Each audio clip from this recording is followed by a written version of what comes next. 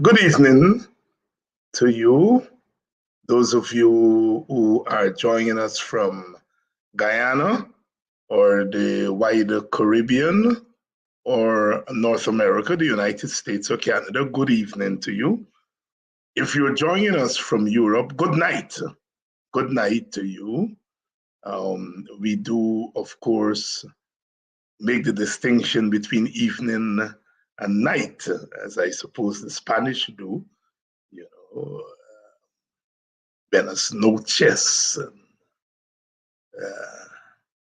and so forth, making that distinction between night and evening. Good evening to you, those of you in Guyana. A special shout out to the people in Mocha, Arcadia, the ground zero of our moment. Good evening to you. Good evening to all our sisters and brothers in the wider Caribbean, whether you're joining us from Antigua, St. Lucia, or you're joining us from Trinidad and Tobago, the Bahamas. Welcome to Politics 101, our first edition of the week. Of course, it's Tuesday. And those of you who are joining us from Suriname or French Guyana, welcome to Politics 101. Those of you who are joining us from further afield, some people are joining us from as far as Africa, the mother country for some of us. Welcome to Politics 101. Tonight we have so much things to say, Those of you who remember that Bob Marley song, So Much Things to Say. We have so much to say, so much things to say. Please share the link.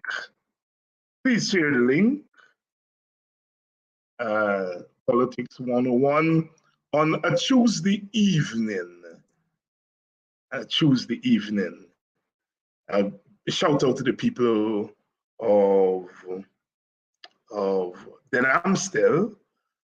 I was there as part of a team, Brother Kidaki and Dion Abrams and Takumo Ogunse from the WPA. We were invited to Den Amstel to meet with people there and to hear what their issues are and to have discussions.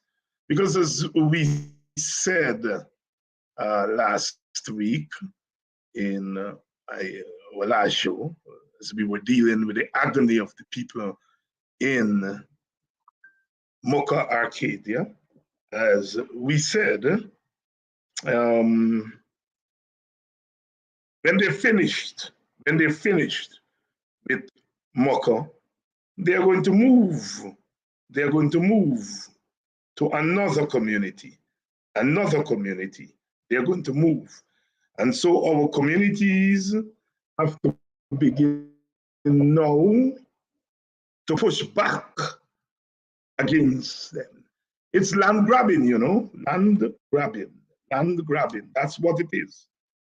It's land grabbing, and they're using the force of the state. Our villages, wherever you are in the villages, you have to begin to take steps to protect your land.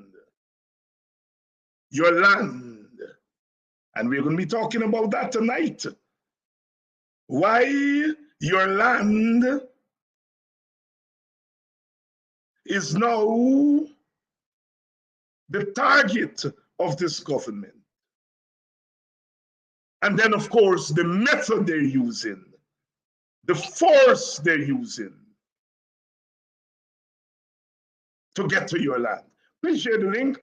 Welcome to Politics 101. Good evening, Danet Booker. Good evening, Deborah. Good evening, Glycis. Good evening, Bonita. And all of you are joining Politics 101. Alexis, good evening. I want to say many, many, many, many thanks to those of you who've continued to watch this program and to use it as a form of defense against injustice. At some time, as I said, to talk with people in the Amstel, listen to them. And they've had some problems there with their land. We had to intervene a couple of years ago when they were trying to sell the people land to a developer. Rather than give the land for housing to the people of the Amstel, they were trying to sell it, and the people of the Amstel were able to push back and to prevent that from happening. Then when they were not successful with that,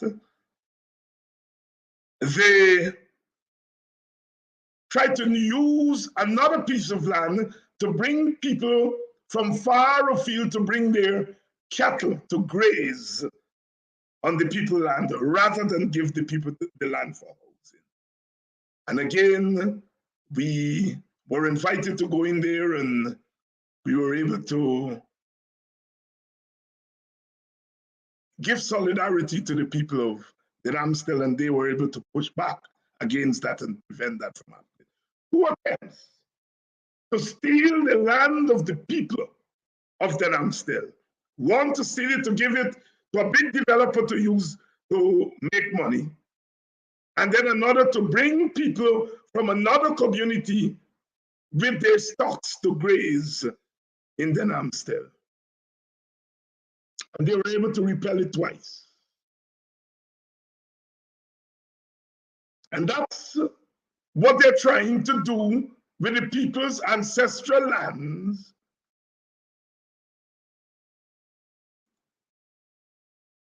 at Mocha, Arcadia. To take the land, steal the land from them, and give it to big developers.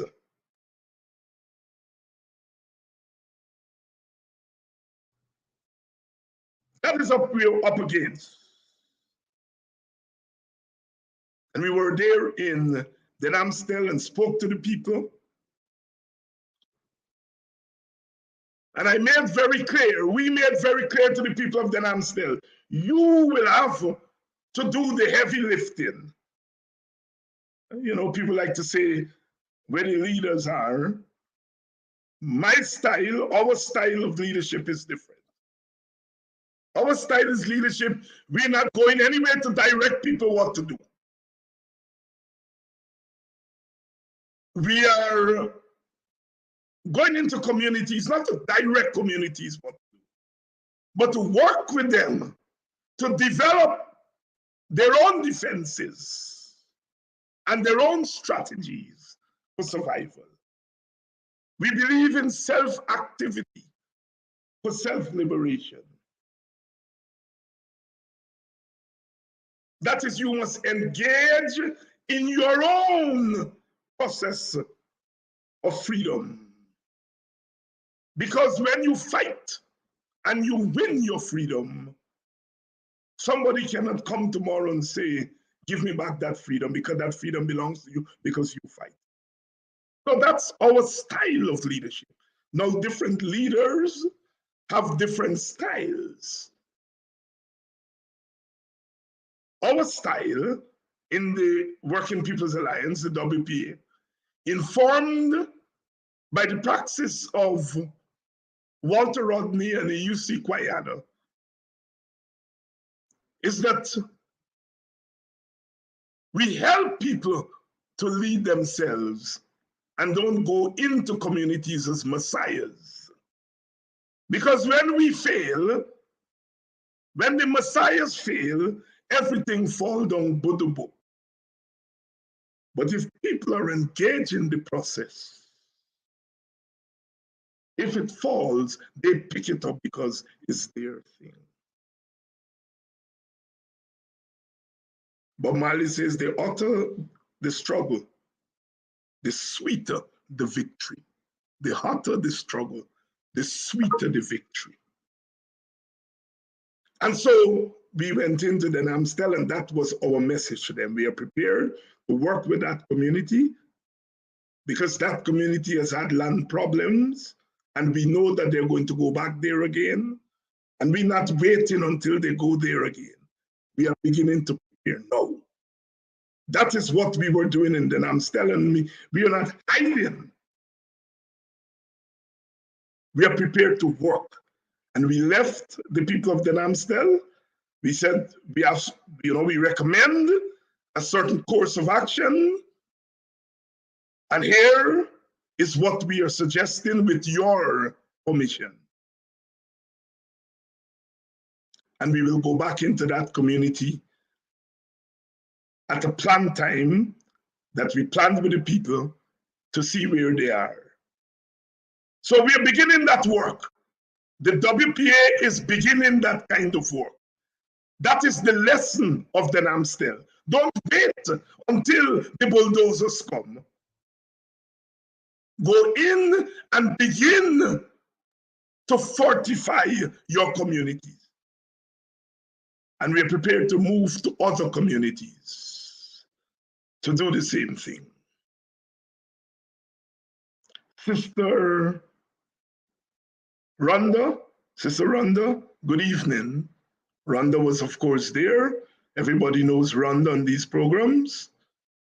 She was at that meeting on Saturday morning. We didn't go in a little corner. We stood on the streets and began to plan. We were under a jamun tree. In the old days, our foreparents planned under the big kumaka trees and so on.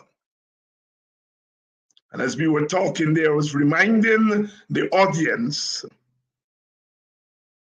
that as a boy, I went to the Amstel to spend August holidays because I have relatives there. And that the Amstel back down was full of jamun trees. I remember that well. You go over the line and you've gone into the pasture jamun trees, and they plant a lot of rice and so on.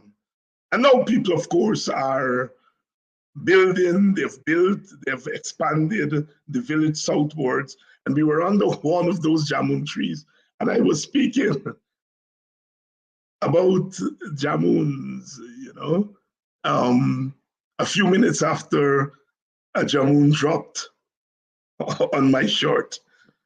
And everyone exclaimed, is that the ancestors are approving of what we are doing.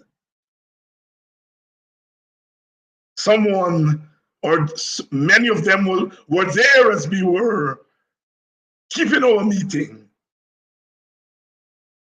And a few of them must have been perched on that jamun tree.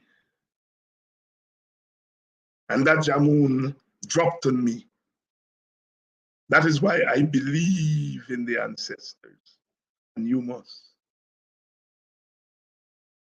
And so I'm reporting to you all what we have been doing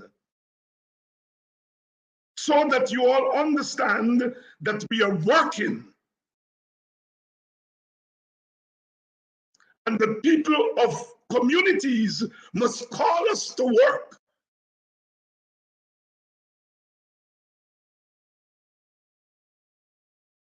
Our style is different. I met with the leader of the opposition, as I reported here, and I told him that we in the WPA were going into communities. Part of the reason is that we don't want to fight among ourselves. There are things that we in the WPA do in our own way, and there are things that the PNC does in its own way, And there are things that the AFC does in its own way. And we ought not to be fighting. We ought to be bringing our strengths to bear in our community. And so I told Mr. Norton that I and the WPA would be going into communities to do work.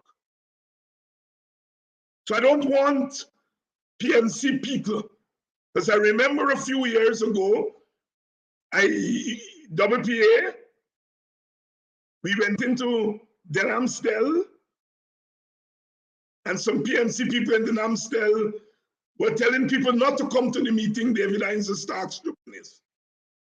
And I remember we had over 100 people in the school room where the meeting was kept, and they said, well, the PNC people in the village tell we don't come to listen to David Hines because he just starts stupidness, and we come to hear the stupidness. And that was the beginning of the relationship with us in Denhamsdale again. And at that time, they were fighting to get the developer from snatching that land. And together with our help and the PNC help, we were able to save that land. And of course, the input of the people of Denhamsdale. So, as I said when I spoke for a few minutes, that this is your land, this is your ancestors' land, this was not given to you. This land, like other villages and other pieces of land around Guyana, this land is watered with your people's blood. It is littered with the bones of your ancestors. It smells like your ancestors. And you must defend it. The lesson, the big lesson of Moko is that we have to plan ahead. These people, it is very clear. There's no love coming from them. There's no goodwill coming from them. They want to thief, to steal our birthright. And if we don't give it, they're prepared to use the sledgehammer of the state to take it away from us. We ought not to wait until night comes to take fire stick to look for what we can see in the daytime.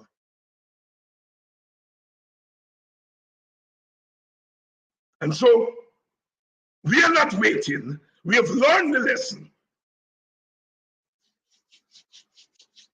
And we are starting to prepare. We are starting to prepare. We also had the opportunity when we were in Moko, Arcadia, to speak to the people there. And we intend to go back to that community and to find out from that community how we can help. The year 2023, as I said, is a year of the turn. And our agenda in the WPA, my agenda, we have laid it out. We are going to help our people protect themselves. The government has declared war on African Guyanese. Be clear about that. When you send demolition teams to raise people's homes, you've declared war. That's what they do. in the Middle East. That's what the Israelis do to the Palestinians. That's what they did in Johannesburg and other Black communities during the era of apartheid. There are just a few places in the world, not many, where they bulldoze people's houses. Guyana is one of those few.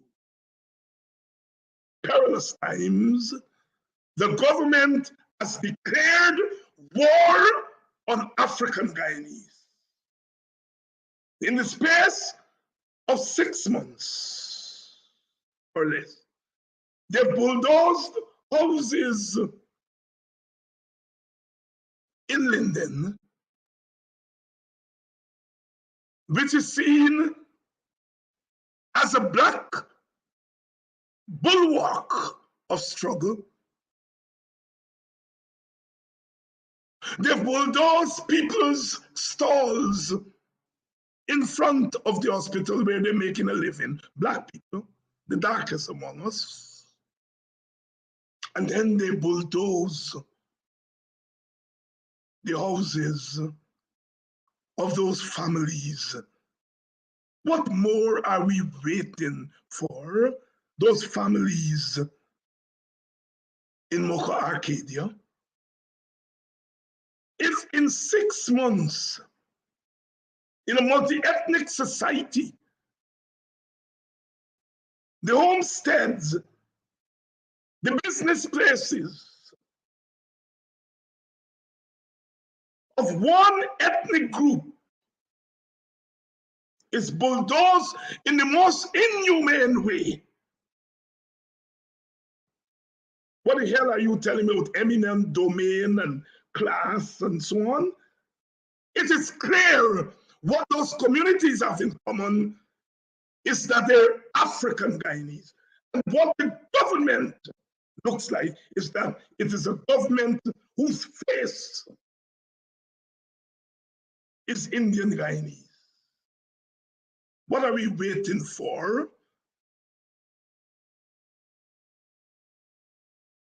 Good evening and welcome to Politics 101. We're not playing around. Those of you who want us to visit communities, please contact Brother Kinaki Amsterdam. He's the organizing secretary of the Working People's Alliance.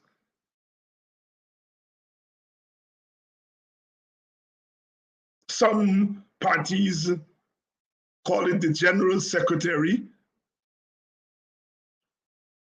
He's our chief organizer. He's our chief organizer. Please contact him if you would like us to visit your communities and to begin to plan with you to deal with these people.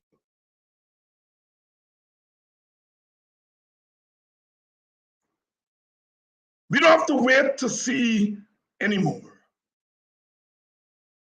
On Sunday,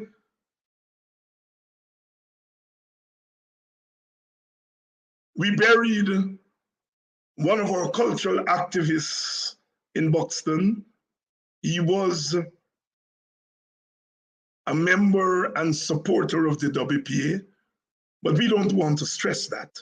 He was a cultural worker, a herbalist, a drummer, a poet, a philosopher, and we buried him on Sunday. And I don't often speak at funerals because, as I said, that Buxton and Guyana have given me the opportunity to speak at various forums. And when I go to funerals, I listen to other people speak and I listen to the pastors giving their messages and so on. But on Sunday, I spoke.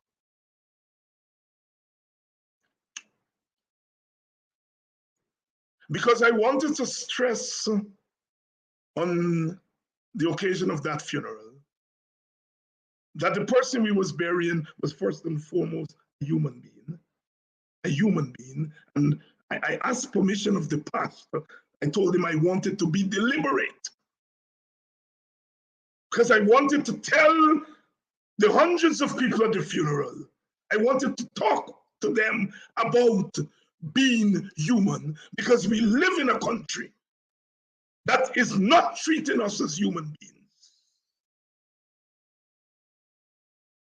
So I wanted to stress that the person we were burying was and is a human being.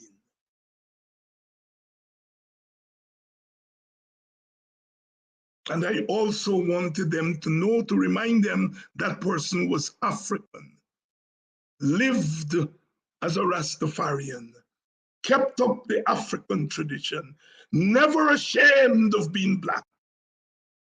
He was human and he was Black.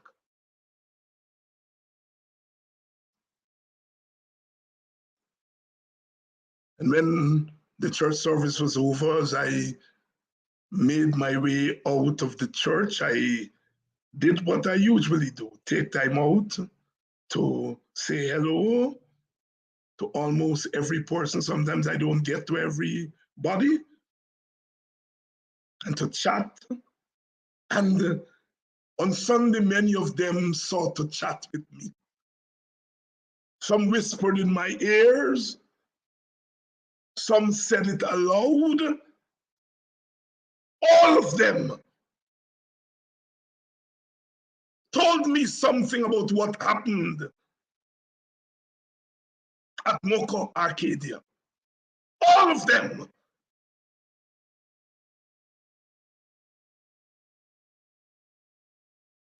One man said, David, you have to throw some more punches, because in a boxing ring, if you don't throw punches, the referee will give the fight to the other side. Very profound encouragement. That is the kind of leadership we want to offer Guyana. Not a leadership where we tell you what to do, but where you told us what to do. My brother was very clear about what he was telling me. I've known him all my life in that village. Very quietly.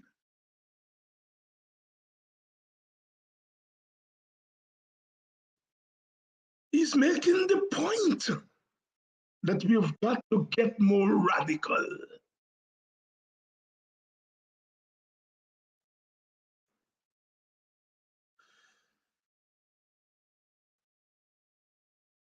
Or the sister, clearly not a rich woman,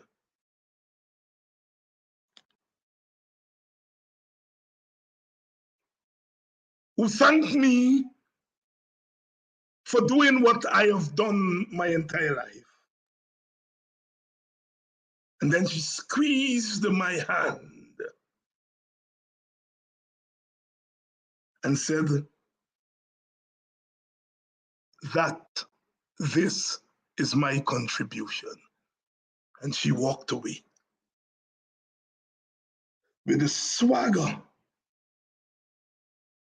and the sureness of the Black woman.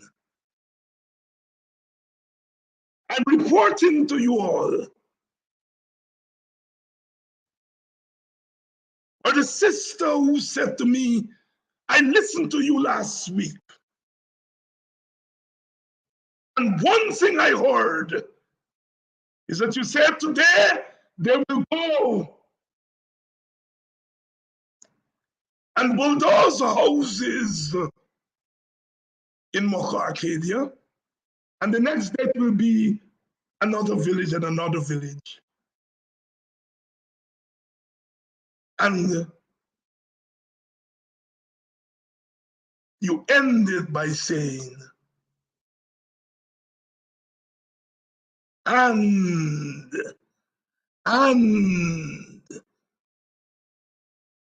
they may come to Buxton. And she wanted me to know that she heard that. And that they're not coming to Buxton, that she as a woman is prepared to ensure. Because as I said, and God forbid that they will come to Buxton. We got to get radical. Radical. Radical means get to the root. That's what radical means. Reform, which is maybe the opposite of radical, is that you think with the branches or the leaves. Radical, you get to the roots. And those people at Buxton made it very clear to me, if you are prepared to throw punches, if you're prepared to be radical, we're with you, my brother. We got to get radical. Brother Bob Marley said so much things to say after he was shot in 1976. He said, I've got so much to say. I never forget no way that they crucified Jesus Christ. I never forget no way that they stole Marcus Garvey for rights. I never forget no way that they turned their backs on Paul Bogle. So don't you forget. No way. Do not forget who you are and where you stand in the struggle. That's Brother Bob. So much things to say. So much things to say. Don't forget who you are and where you stand in the struggle. If you're African, understand that where you stand in this struggle is that you are under attack.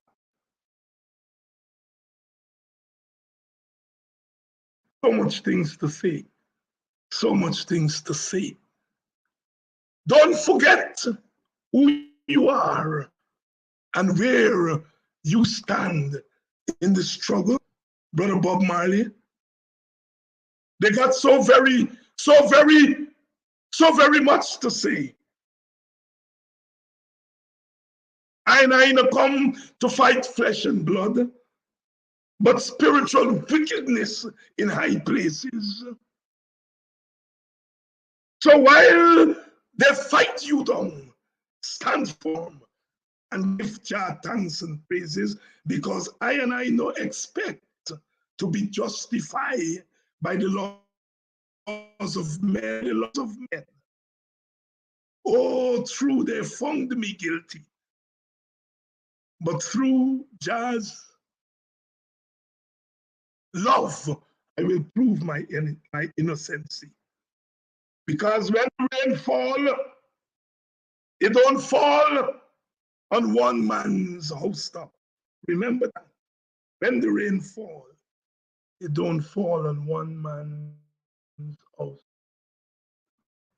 I choose that Bob Marley song because I think it tells us about our condition.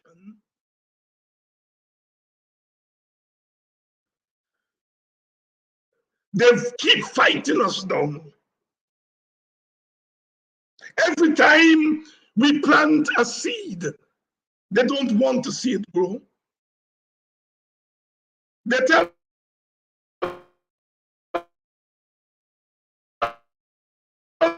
us people to do.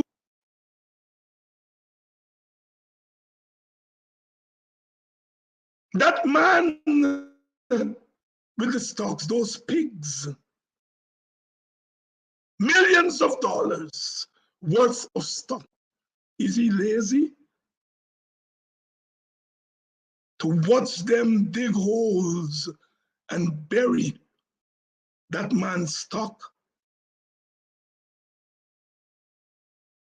Man to man is so unjust. To watch them destroy that woman's stock.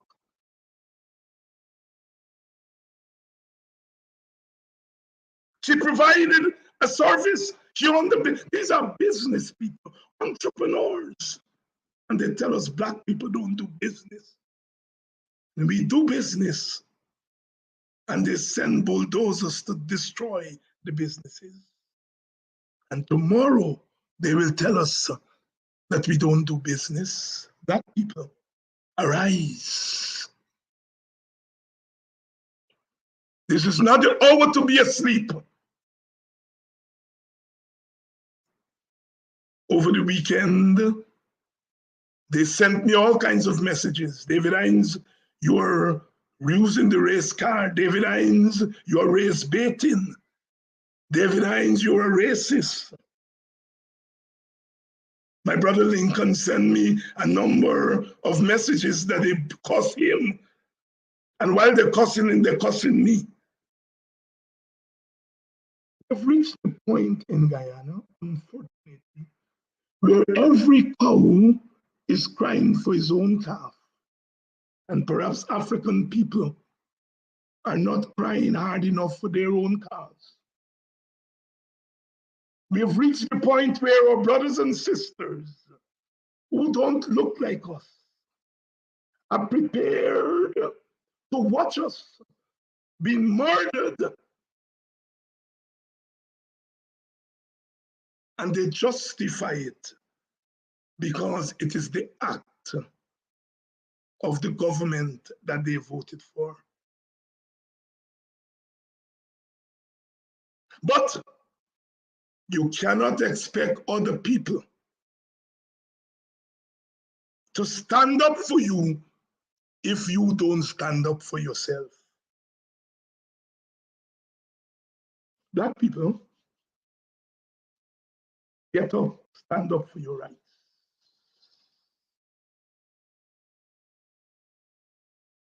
And if you decide you're ready to get up and stand up, some of us will be there with you. This fight can't be a fight by leaders over there and followers over here. We got to plan this fight together, and we got to execute the fight together. I think we get in the wrong thing, then we say, what Aubrey Norton doing? And maybe Aubrey Norton is asking what the people are doing.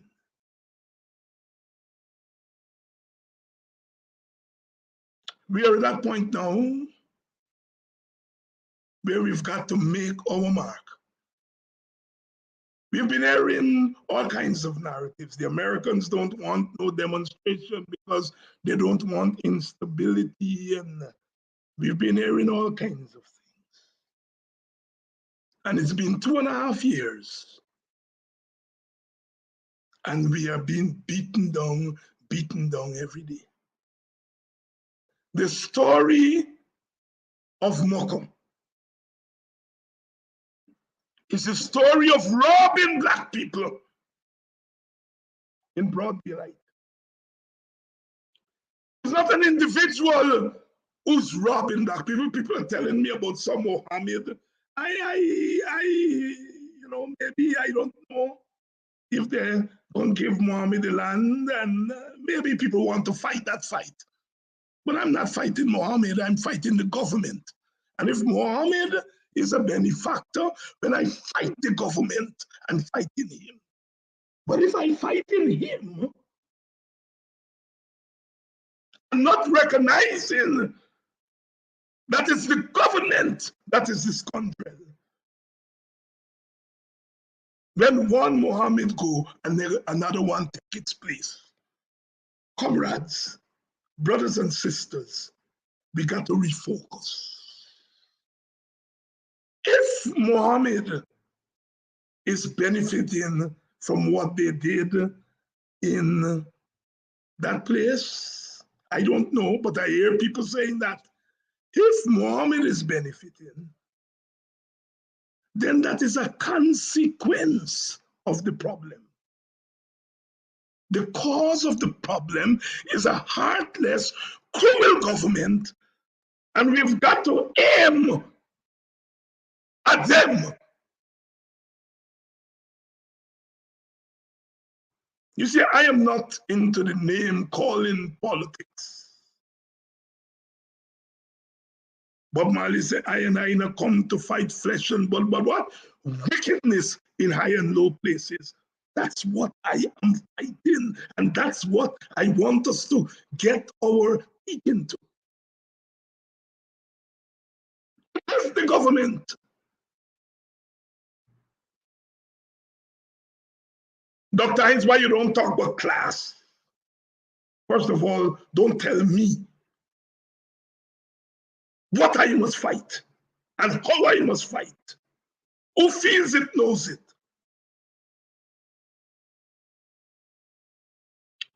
There's a time for theorizing big theories. And there's a time when we have to be direct. You see Black women, young Black men, see their life's work, 30 years, being raised, being plowed, being destroyed, and you got the gall that you don't belong to their race to tell them that they're being destroyed because they're poor. Well, of course they're poor, but you don't see poor Indians. You don't see their houses being destroyed, or poor Amerindians. So yes, they're poor, but their houses are not being destroyed because they're poor. This government is, it is not declaring war just on poor people or on poor people like that. If it were, if this government was into the business of declaration of war on poor people, it would have been raising houses in all poor communities. But it's giving titles to people, to lands in some communities, giving titles to poor people in some communities, and it giving bullets and bulldozers to other communities. Don't tell me about class. That's race. And I'm going to say it.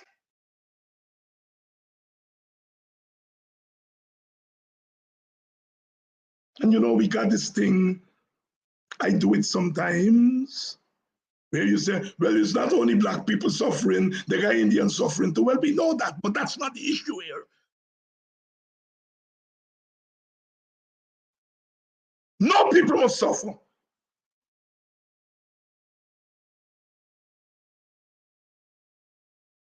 What do they know about ancestral lands? I will buy them.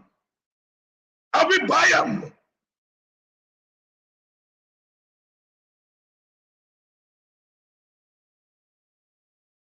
That's why it's ancestral. Blood, sweat, bones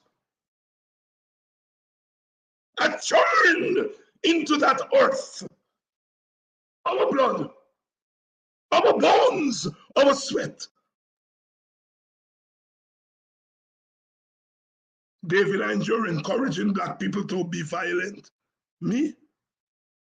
I'm encouraging Black people not to allow and not to continue to have violence meted on them. That's what I'm doing. I'm encouraging African Guyanese not to allow violence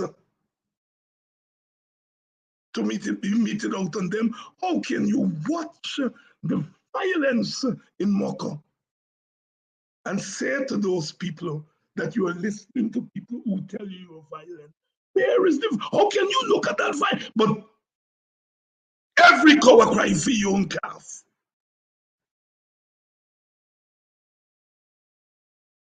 We have to decide whether Moko will be the last place they send bulldozers to, or whether we will continue to allow them to come into our communities and bulldoze it. That is the decision that Black people, whether you're in Mocha, you're in the west coast of Demerara, west coast of Bobby's, that is a decision you have to make now.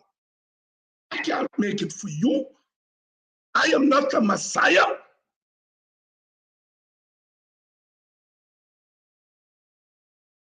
You, the people, will have to make it.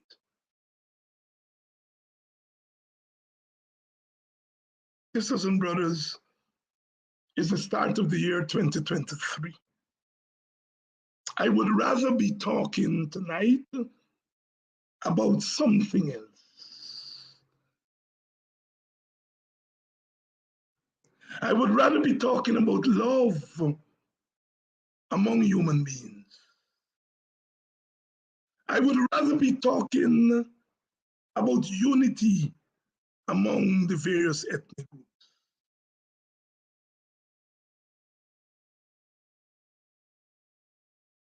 But I can't talk about those things when the livelihoods and the spirit of people who look like me are being crushed. There's a time and place for everything. And I can't come here tonight with the rage, the righteous rage of our people floating in the atmosphere. And I do not inhale that rage and exhale it. Exhale it. I'm going to pretend that all is well. I can't come in tonight and talk about no oil contract. Not tonight. Not tonight. I'm talking about the social contract between government and people.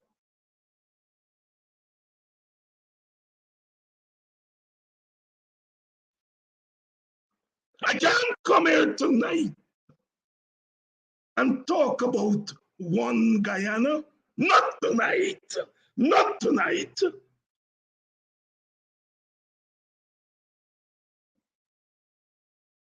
I have to talk about the way one race in Guyana is being treated.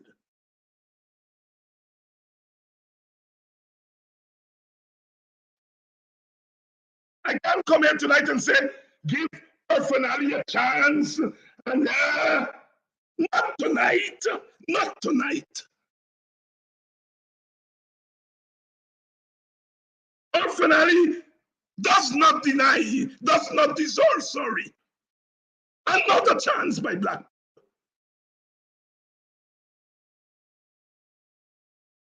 We are kind and loving people. We allow people into our communities, including those who we did not vote for.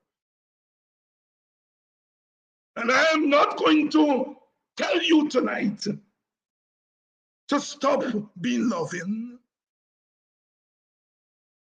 But what I will tell you is to be selective with your love.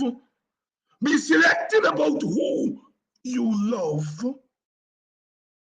And you have no damn right to love people who hate you. You have no damn right to love haters. You have no damn right to love bulldozers. Because that's what they are. The physical bulldozers, but the human bulldozers are those in the government. Be selective with your love.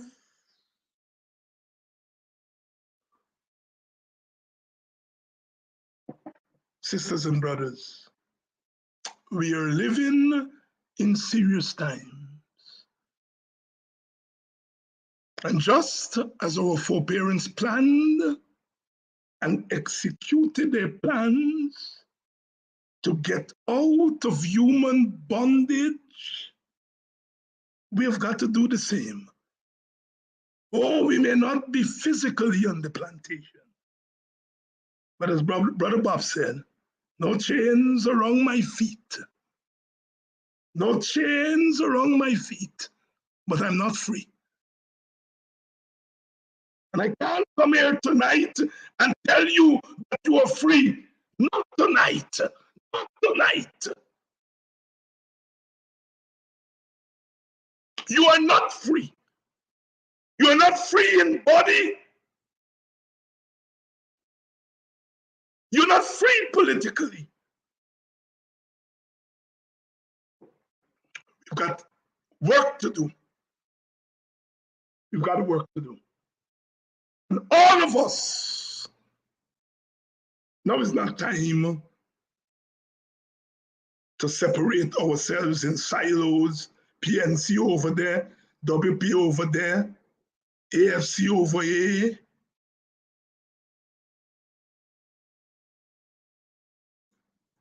Now it's time for the meeting of minds.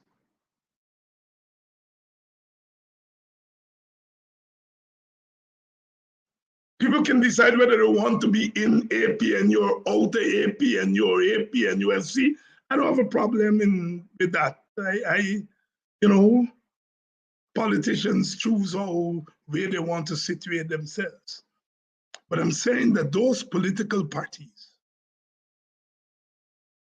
to which you give your votes,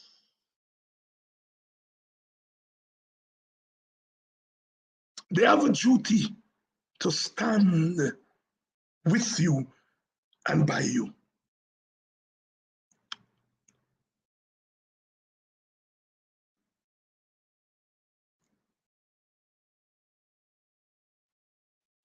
As I said when I went to the Amstel on Saturday, I don't come looking for votes. The time for that will come. And I hope that if I run for anything, all you will vote for me. And I'm serious. But tonight, I don't come here to talk about elections and vote. Not tonight. Not tonight. Tonight I come to say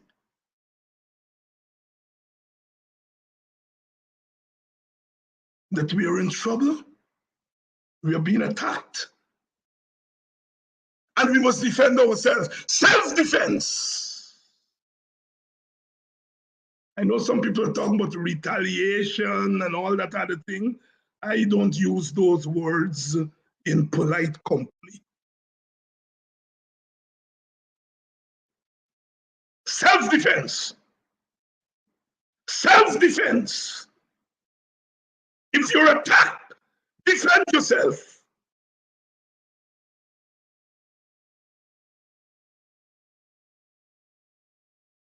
And if you have to swim to defend yourself, jump in the water and defend yourself. If you have to jump over fences to defend yourself, jump and defend yourself.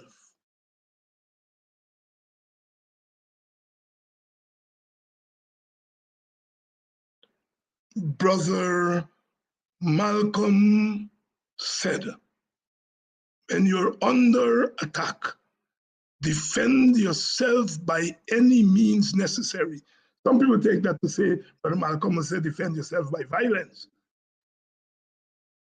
I don't think we're that stupid that we will find only one way to defend ourselves.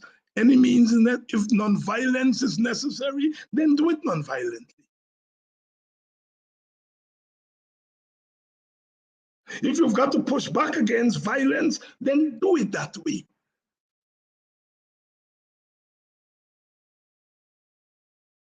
If you have to protect yourself against bulldozers,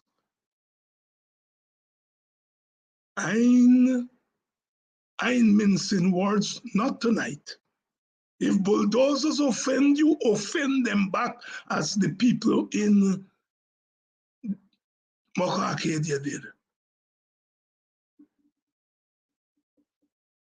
If your government offends you, offend it back.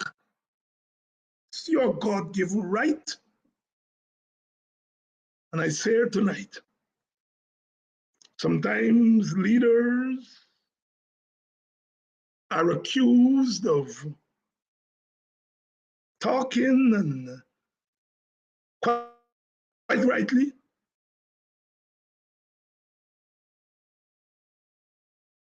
I've been in struggle since I was a boy, coming up to 50 years. And there were times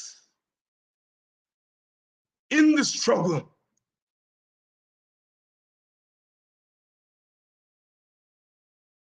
I danced slowly. There are times when I dance fast. Some of us have the mark of struggle. Some of us stood up, risk our lives, risk our liberty. I sometimes read some of our enemies where David Hines was. I just tell them, go ask them where David Hines was.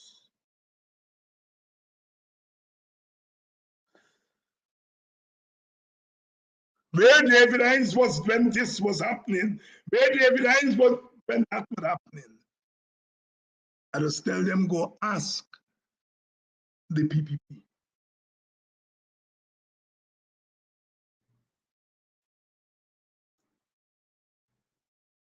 Cowardice has never been the hallmark of the African.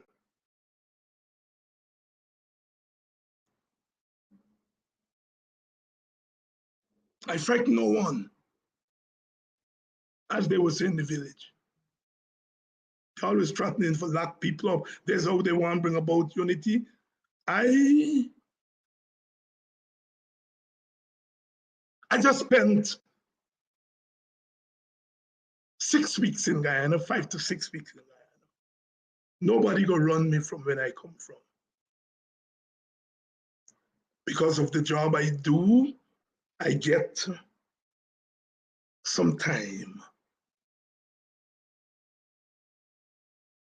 And I spend that time in my country.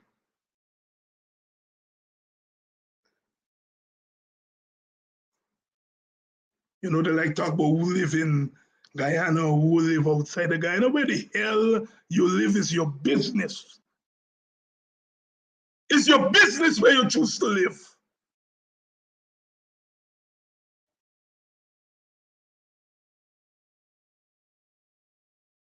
What you do for your country is not determined by where you live.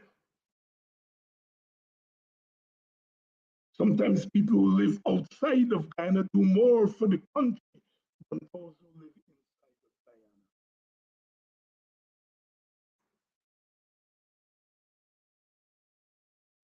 So I want you all to get off that nonsense about who live there and who don't live and all that kind of nonsense.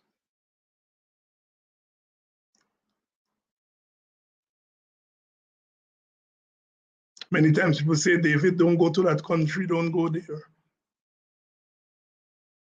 It's too dangerous. And I'm concerned, I am thankful for those who are concerned about my safety. And these are people in my family, close family, siblings, cousins, friends. I'm eternally grateful for those who are concerned about my safety. I am concerned about my safety. I want to live long. I want to be able to do the things that human beings do every day. But I will not allow that I will not walk away from this fight because I want to save myself. Nobody gonna run me from where me come from. I was born in this land. I will die in this land. Nobody gonna run me from where I come from. And that is why I spend part of the year going to my country, not allowing threats about locking up and who gonna do what and cybercrime law and this law. Brother Bob says in that song that he's not going to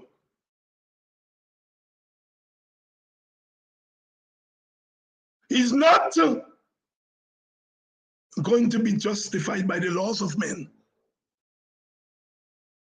but through Jah I prove my innocency. No among the laws will deter me. My community has done so much for me. My country has done so much for me. My race has done so much for me. And I have got to do for my country, my community, and my race. I don't own big houses and big bank accounts.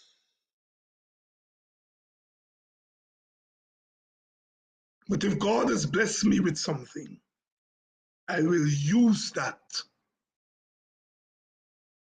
in the struggle for justice. I would not be here today. You would not be here today if our forefathers abandoned their duty during the period of slavery and colonialism. They died. They sacrificed. They shed their blood. They worked for nothing to make sure that you and I can live in this Guyana. And our responsibility must be to leave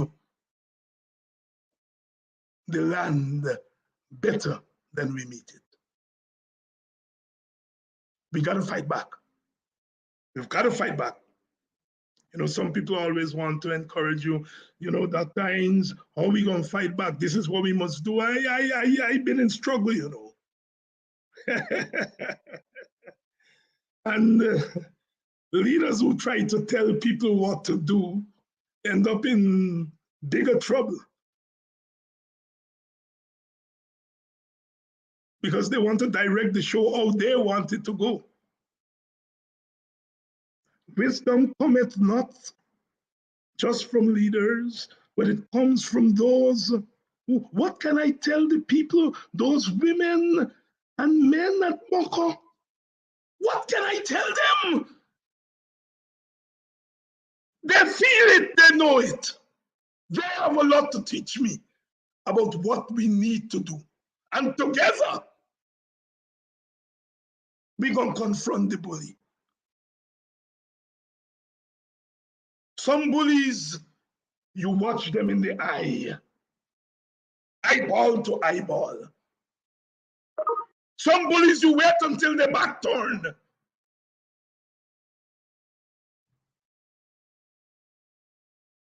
Our brother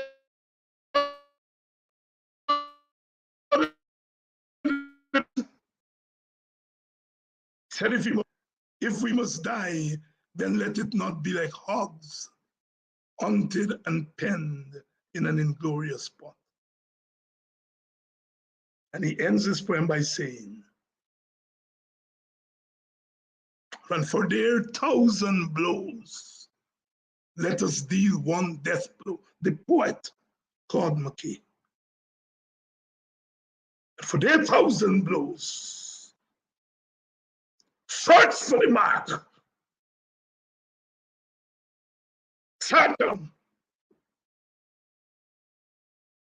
We come too far. We come too far to turn back. and those in our midst who help the oppressor. We have to have a conversation with them.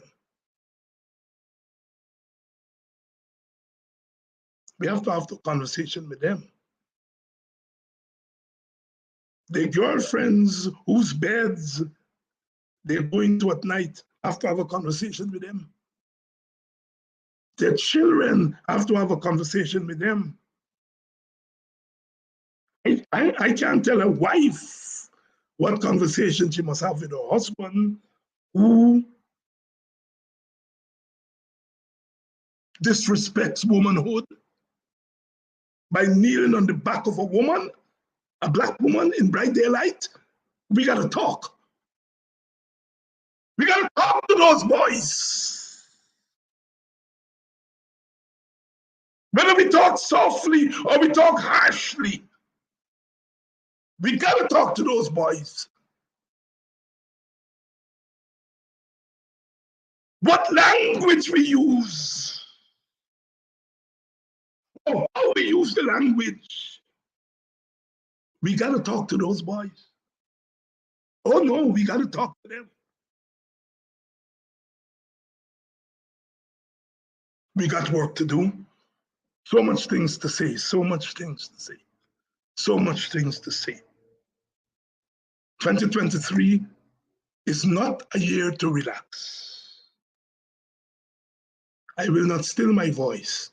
I will not still my voice because I have too much to claim.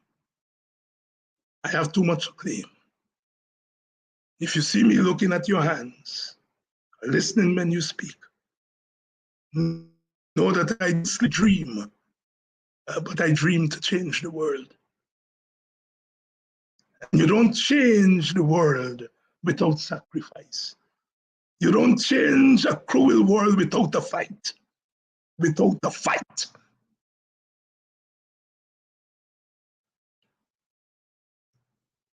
And we're going to fight, you know. We're going to fight. We're going to fight because we have no alternative but to fight. We're going to fight. And we're going to win. We're going to fight. And we're going to win. The biggest task of a revolution, Black Stalin says, is to revolute your mind. And as you revolute your mind, your actions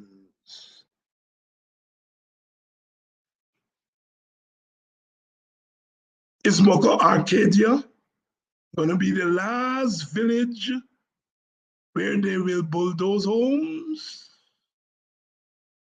Ponder that question. Is Moko going to be the last village that they will mow down our homes? Are we going to be fools of the 21st century? Or are we going to be fighters for our freedom in the 21st century? I know the answer. You know the answer. And we know the answer.